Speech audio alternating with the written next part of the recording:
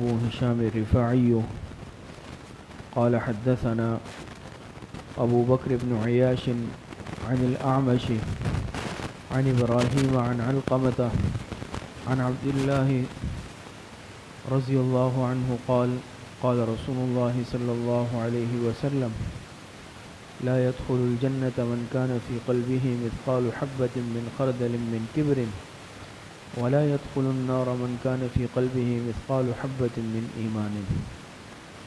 حضرت عبداللہ ابن مسعود رضی اللہ تعالی عنہ سے مروی ہے، وہ روایت کرتے ہیں جناب رسول اللہ صلی اللہ علیہ وسلم سے کہ جناب رسول اللہ صلی اللہ علیہ وسلم نے ارشاد فرمایا، ایسا شخص جنت میں داخل نہیں ہوگا جس کے دل میں رائی کے دانے کے برابر بھی تکبر ہو، اور ایسا شخص جہنم میں داخل نہیں ہوگا جس کے دل میں رائی کے دانے کے برابر ایمان موجود ہو۔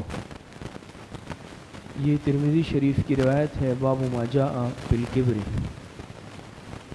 تو اس میں آپ علیہ الصلاۃ والسلام نے ارشاد فرمایا کہ جس شخص کے دل میں رائی کے دانے کے برابر بھی تکبر ہو، ایسا شخص جنت میں داخل نہیں ہوگا۔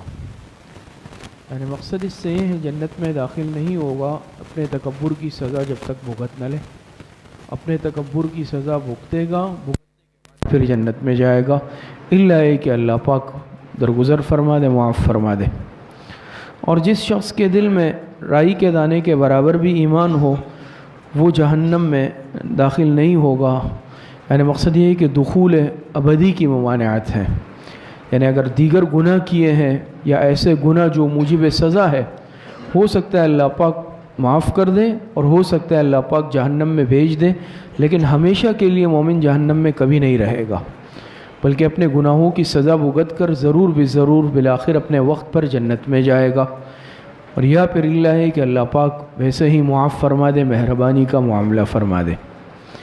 تو تکبر سے متعلق یہ روایت ہے۔ اور قرآن کریم میں بھی اللہ پاک نے ارشاد فرمایا، ان اللہ لا يحب كل مختال فخور۔ اللہ پاک کو اکڑنے والے، تکبر کرنے والے لوگ پسند نہیں ہیں۔ اللہ پاک نے قرآن کریم میں ارشاد فرمایا، ولا تمش فی الارض مرحا، زمین پر اکڑ کر مت چلو۔ تو تکبر کرنے والے لوگ اللہ پاک کو پسند نہیں ہے۔ اور حدیث میں آتا ہے جو شخص اللہ پاک کی رضا کے لیے تواضع کرتا ہے، اللہ پاک اس کو رفعت اور بلندی عطا فرماتے ہیں، اور جو تکبر اختیار کرتا ہے اللہ پاک اس کو ذلیل اور رسوا کر دیتے ہیں۔ اور یہ بات یاد رکھیں کہ تکبر ایسا بدترین اور برا عمل ہے کہ اس کی سزا دنیا میں بھی مل کر رہتی ہے۔ بعض گناہ ایسے ہیں کہ آخرت میں تو معاملہ اپنی جگہ پر ہے، آخرت کی سزا معاملات وہ تو اپنی جگہ، لیکن بعض گناہ ایسے ہیں اللہ پاک کو اتنے ناپسند ہیں کہ اللہ پاک اس کی سزا دنیا میں بھی دیتے ہیں۔ جیسے والدین کی نافرمانی ہو گئی، اسی طریقے سے تکبر ہو گیا۔ تو ایسی بری بھلا ہے یہ تکبر کہ اس کی سزا اللہ پاک دنیا میں بھی دیتے ہیں۔ پھر چاہے تکبر مال کی بنیاد پر ہو، چاہے تکبر حسن و جمال کی وجہ سے ہو، چاہے تکبر علم کی وجہ سے ہے، چاہے تکبر کسی اور صفت کی وجہ سے ہے، کسی چیز کا بھی انسان کو اگر گھمنڈ ہے، تکبر ہے، یاد رکھیں پھر اللہ پاک اللہ ہے کہ انسان توبہ استغفار کر لے سچے دل سے، لیکن اگر انسان توبہ نہیں کرتا یا حد سے تجاوز کر لیتا ہے، بالآخر پھر اللہ پاک کی پکڑ آتی ہے اور اللہ پاک دنیا میں ہی اس کی سزا دیتے ہیں۔ تو یہ تکبر ایسی چیز ہے۔ تو تکبر یہ تواضع کی ضد ہے، اس کی ضد تواضع ہے، یعنی عاجزی ہے۔ عاجزی یہ انبیاء کی سنت ہے، انبیاء اکرام کا طریقہ ہے، اور حضور علیہ الصلوۃ والسلام عاجزی اور تواضع کی انتہا پر تھے۔ آپ کو اللہ پاک کی بندگی پسند تھی، ہر معاملے میں آپ وہ طریقہ اختیار فرماتے تھے کہ جس میں عاجزی زیادہ ہو، جس میں انکساری اور بندگی ہو۔ آپ علیہ الصلوۃ والسلام صحابہ اکرام کے درمیان آ کر تشریف فرما ہو جاتے بے تکلفی کے ساتھ، اور بعض دفعہ تو اس طرح کہ نیا آنے والا پہچان ہی نہیں پاتا، یعنی آپ کو امتیازی وصف نہیں رکھتے، امتیازی شان نہیں رکھتے، بلکہ بعض دفعہ تو ایسا ہوتا کہ آنے والا پہچان بھی نہیں پاتا۔ جیسے آپ کو معلوم ہے ہجرت کے موقع پر جب مدینہ کے قریب پہنچے، حضرت صدیق اکبر رضی اللہ تعالی عنہ ساتھ تھے، تو مدینہ والے جو حضور علیہ الصلوۃ والسلام سے واقف نہیں تھے، وہ آگے حضرت ابوبکر صدیق رضی اللہ تعالی عنہ آگے ہو گئے تاکہ ایسا نہ ہو لوگ مصافحہ کے لیے آئے، آپ علیہ الصلاۃ والسلام تھکے ہوئے ہیں، آپ کو تکلیف ہو، تو اس غرض سے حضرت ابوبکر صدیق لوگوں سے مصافحہ کرتے رہے، اور لوگ حضرت ابوبکر صدیق رضی اللہ عنہ سے مصافحہ کرتے رہے، ملتے رہے کہ شاید یہ پیغمبر ہے۔ لیکن جب حضرت ابوبکر نے محسوس کیا کہ لوگ شاید غلط فہمی میں مبتلا ہے، تو حضرت ابوبکر صدیق رضی اللہ عنہ نے اپنی چادر سے آپ علیہ السلام کے اوپر سایہ کر دیا۔ تب لوگ سمجھے کہ بھئی یہ تو اصل تو آقا یہ ہے، حضور علیہ الصلاۃ والسلام، اور پیغمبر آخر الزمان تو یہ والے ہیں، جس کو ہم سمجھ رہے ہیں وہ تو ان کے خادم ہیں۔ تو حضور علیہ الصلاۃ والسلام ہر صفت میں، ہر عمل میں تواضع اور عاجزی۔ انسان کمزور ہے، اور اس وجہ سے بعض دفعہ انسان کسی نہ کسی صفت کی وجہ سے یا اپنے کسی وصف کی وجہ سے تکبر کے اندر مبتلا ہو جاتا ہے، اور یہ ایسی بیماری ہے کہ گویا کہ اس کو ام الامراض کہا جا سکتا ہے۔ تکبر یہ ام الامراض ہے، یہ تمام امراض کی گویا کہ جڑ ہے، یہ ماں ہے۔ حضرت شیخ الحدیث مولانا زکریا رحمۃ اللہ علیہ نے رسالہ لکھا ہے ام الامراض کے نام سے۔ اور آپ کو معلوم ہے ابلیس شیطان جو جنت سے نکالا گیا، راندہ درگاہ ہوا، مردود ہوا، سبب کیا تھا کہ اللہ پاک نے جو امتحان لیا، حکم دیا، اس پر پورا نہیں اترا، امتحان میں ناکام ہوا، آپ کے حکم سے انکار کیا، اور حضرت آدم علیہ السلام کو سجدہ نہیں کیا۔ تو سجدہ نہ کرنے اور سجدے سے انکار کا سبب کیا چیز بنا؟ وہ یہ تکبر بنا، تکبر کیا۔ اسی لیے کہتے ہیں شیخ سعدی رحمۃ اللہ علیہ کہ تکبر عزازی لرا خوار کرد، بزندان لعنت گرفتار کرد۔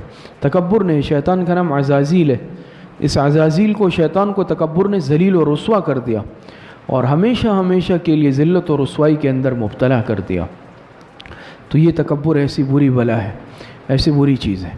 اور وہ انسان جو اپنے اندر صرف محاسن ہی محسوس کرے، اس کو اپنے اندر خوبیاں ہی خوبیاں محسوس ہو، کوئی برائی نظر نہ آئے، اور اپنی برائیوں پر نظر نہ کرے، بلکہ ہر وقت اس کے سامنے اپنی اچھائیاں ہوں، اپنی خوبیاں ہوں، تو علماء نے لکھا ہے، بزرگوں نے، کہ یہ شخص تکبر کے اندر مبتلا ہو جاتا ہے۔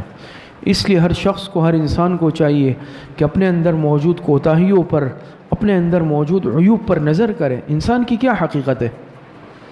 حضرت مالک ابن دینار رحمۃ اللہ علیہ گزر رہے تھے راستے سے، ایک نوجوان گزرا، تو حضرت مالک ابن دینار رحمۃ اللہ علیہ نے کچھ کہا یا اس طرح کچھ معاملہ ہوا، تو نوجوان ناراض ہوا، غصہ ہوا، اور ان سے کہا تمہیں معلوم نہیں ہے میں کون ہوں؟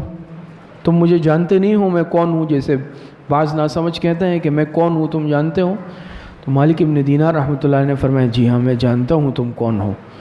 تم وہ ہو کہ پیدائش سے پہلے کیا تھے؟ ایک نطفہ تھے، ناپاک نطفہ، ایسا قطرہ کہ جو جسم سے نکلے تو غسل واجب ہو جائے، بدن پر کپڑوں پر لگ جائے تو دھونا واجب ہو جائے، تم وہ قطرہ تھے ناپاک۔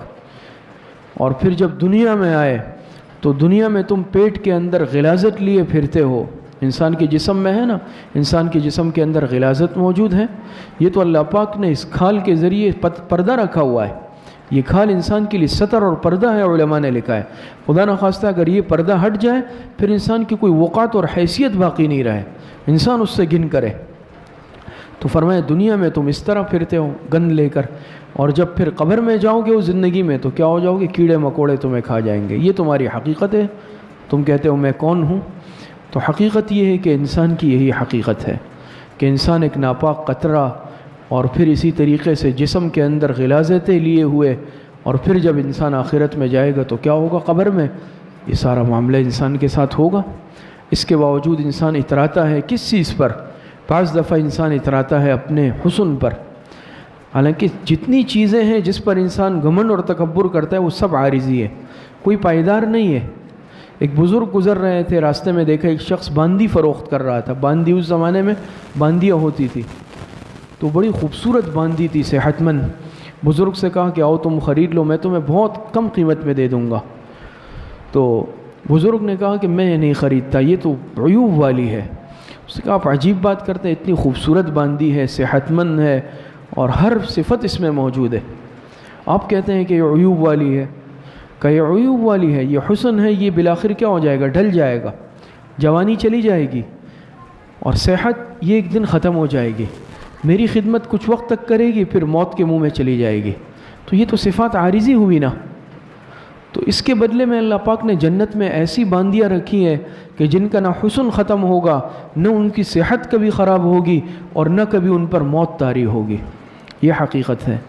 تو انسان اپنے حسن پر ناز کرتا ہے، حالانکہ کیا حسن ہے؟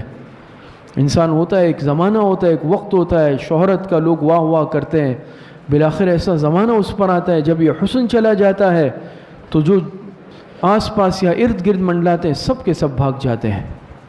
ایسا ہوتا ہے نا، آپ دیکھتے ہیں کہ اس طرح کے لوگ جو خدا نخواستہ اللہ پاک کی نافرمانیوں میں، کوئی اداکار ہے، کوئی فنکار ہے، اپنے حسن کی بنا پر لوگوں کے سے داد وصول کرتے ہیں، تعریفیں ہوتی ہیں، لیکن بالآخر جب ان پر بڑھاپا آتا ہے، یاد رکھیں پھر ایسے اللہ پاک کے نافرمانوں کا بڑھاپا بہت خراب ہوتا ہے۔ وہ زندگی آپ دیکھتے نہیں، اخباروں میں اس میں آتا ہے اسپتال میں پڑے ہیں، اب کوئی پوچھ نہیں رہا۔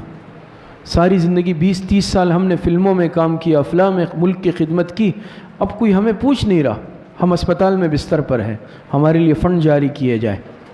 تو یہ کیوں؟ اللہ پاک کی نافرمانی جوانی میں کی، تو کیا ہوا؟ انہی لوگوں نے پھر چھوڑ دیا۔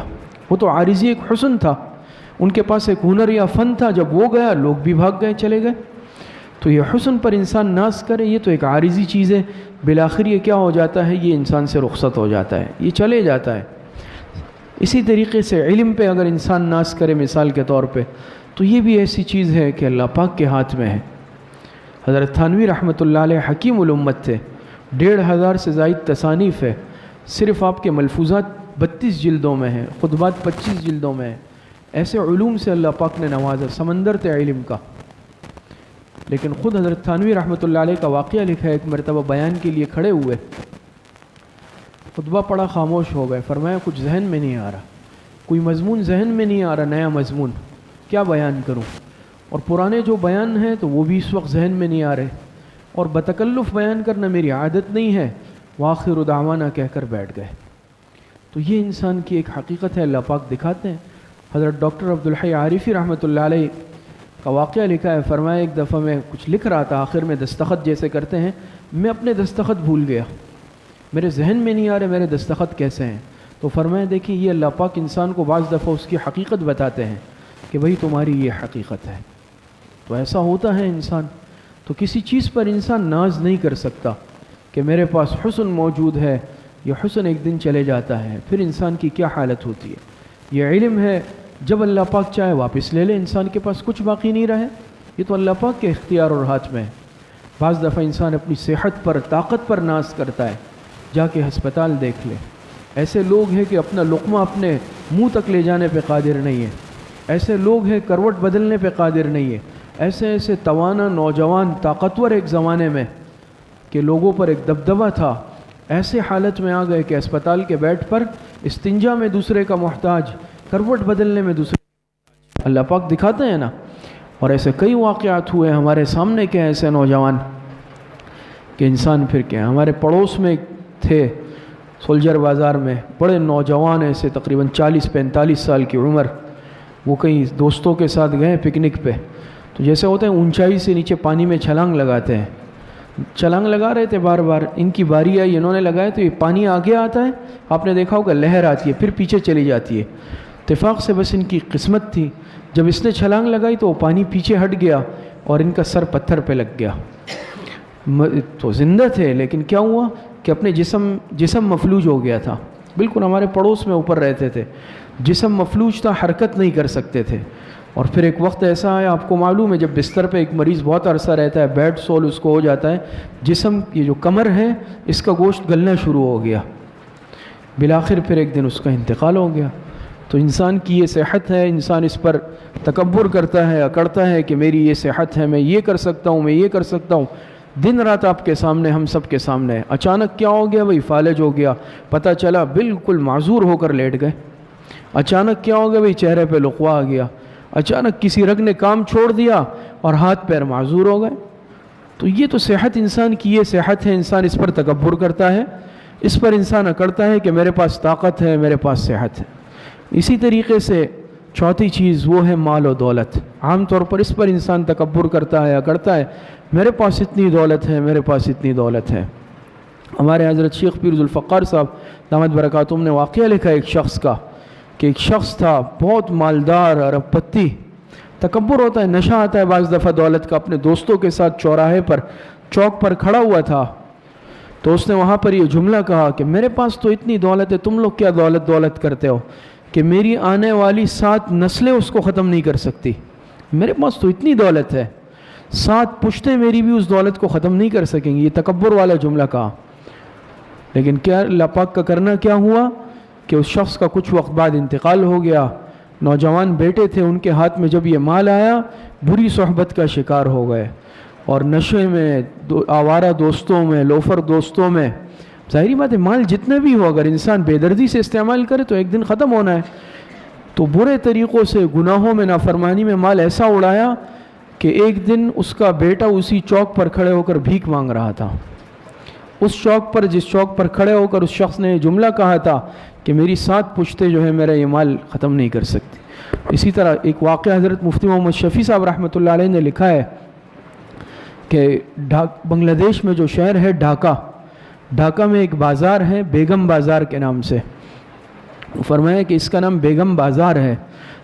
اس کا واقعہ یہ ہے کہ ایک نواب تھے بہت مالدار، اور وہ جو نواب تھے اس کا ایک بیٹا اور ایک بیٹی، تو وہ بیٹا اور جو بیٹی ہے نواب کا جب انتقال ہوا تو بہت پیسہ ان کو ملا، ظاہری بات ہے اس زمانے کے نواب آج کل کے ارب پتی کھرب پتی بھی ان کے سامنے کچھ نہیں، جب مال ملا تو ظاہری بات ہے جب نوجوان ہے اور دولت کا نشہ ہے، تو ایک مرتبہ ان کی یہ بیٹی گئی کسی کپڑا لینے دکان پہ، تو دکان والا جب کپڑا دیتا ہے آپ کو معلوم ہے وہ پھاڑتا ہے، ایسے پھاڑ دیتا ہے، بعض دفعہ 2 ٹکڑے کرتا ہے تان کو، جب اس نے وہ کپڑے کو ایسے پھاڑا تو اس سے ایک آواز آتی ہے نا، تو اس کو یہ آواز پسند آ گئی نواب کی بیٹی کو، تو اتنی پسند آئی کہ اس نے پھر مشغلہ بنا دیا اس کو، تھان کے تھان ریشم کے منگاتی، وہ کپڑا کتنا مہنگا ہوتا ہے ریشم کا، اور اس کو پھاڑتی، وہ منگاتی اور اس کو پھاڑتی، بس اس کا دن رات یہ مشغلہ۔ بیٹے نے کیا کیا کہ ماچس جلاتے ہیں، ماچس جلائی، جب وہ بجھ جاتی ہے ایک جلی ہوئی بو سی آتی ہے، آپ کو اندازہ ہوگا نا، اس کو یہ بو اچھی لگی، تو اس نے کیا مشغلہ بنایا کہ ماچس منگاتا، وہ جلاتا پھر بجھاتا، وہ جلاتا بجھاتا، تو کیا ہوتا کہ باہر وہ بیٹھ کر جو ہے ماچس جلا رہے ہیں بجھا رہے ہیں، اور اندر جو ہے اس کی بہن وہ کپڑے پھاڑ رہی ہے اس طرح۔ تو کیا ہوا ایک دن وہ بہن بھائی بازاروں میں پیالہ لے کر بھیک مانگتے رہے، وہ مال سارا ختم ہوا۔ حضرت مفتی محمد شفیع صاحب رحمۃ اللہ علیہ نے لکھا ہے اب بھی ڈھاکہ میں بنگلہ دیش میں، یعنی اس وقت حضرت مفتی صاحب رحمۃ اللہ علیہ کے وقت میں ایسے لوگ اب بھی موجود ہیں جنہوں نے ان کو دیکھا ہے، بڑی عمر کے جو لوگ ہیں جنہوں نے ان بہن بھائیوں کو دیکھا ہے کہ بازار میں پیالہ لے کر بھیک مانگتے تھے، جو ارب پتی تھے ایک زمانے میں۔ تو بہرحال بعض دفعہ انسان اپنے اس مال پر اکڑتا ہے، اپنے اس مال پر تکبر کرتا ہے، لیکن اللہ پاک کو جب اس کا یہ تکبر ناپسند آتا ہے اللہ پاک اس کو ذلیل اور رسوا کر دیتے ہیں۔ تو یہ تکبر ایسی بری چیز ہے کہ اس کی سزا انسان کو آخرت سے ہٹ کر دنیا میں ضرور مل کر رہتی ہے۔ تکبر چاہے کسی بھی چیز کا ہو، کسی بھی بنیاد کا ہو، یاد رکھیں تکبر اللہ پاک کو پسند نہیں ہے، اسی بنیاد پر شیطان راندہ درگاہ ہوا، اور انسان عاجز کمزور مسکین ہے، بعض دفعہ انسان کسی بھی بنیاد پر اس کے دماغ میں نشہ چڑھ جاتا ہے۔ تو تکبر کا علاج یہ ہے کہ انسان اپنے عیوب پر نظر کرے کہ میں جو تکبر کر رہا ہوں میری حقیقت کیا ہے، میرے اندر سارا گند بھرا ہوا ہے، اگر میں تقاضا کر لوں میرا وضو ٹوٹ جائے، بدخوابی ہو جائے، مجھ پر غسل واجب ہو جائے، جسم سے خون نکلے مجھ تو وضو لازم ہو جائے، جسم سے نکلنے والی چیز ناپاک ہے، وہ ناپاک ہے، سبیلین سے نکل رہی ہے یا خون نکل رہا ہے جسم سے وہ ناپاک، مجھ سے نکل رہی ناپاک چیز اور میں کر رہا ہوں تکبر، انسان اس پر غور و خوض کر لے۔ دوسرا، تکبر پر جو وعیدیں آئی ہیں قرآن و حدیث میں انسان اس کا استحضار کر لے، اور اللہ پاک کو کتنا ناپسند ہے تکبر، اس پر سزا ہے، تو اس کی وجہ سے انسان کیا ہے تکبر کے اس موذی مرض سے اللہ پاک نجات دے دیتے ہیں۔ اللہ پاک صحیح عمل کی توفیق عطا فرمائے۔ الحمدللہ رب العالمین والعاقبۃ للمتقین والصلاۃ والسلام۔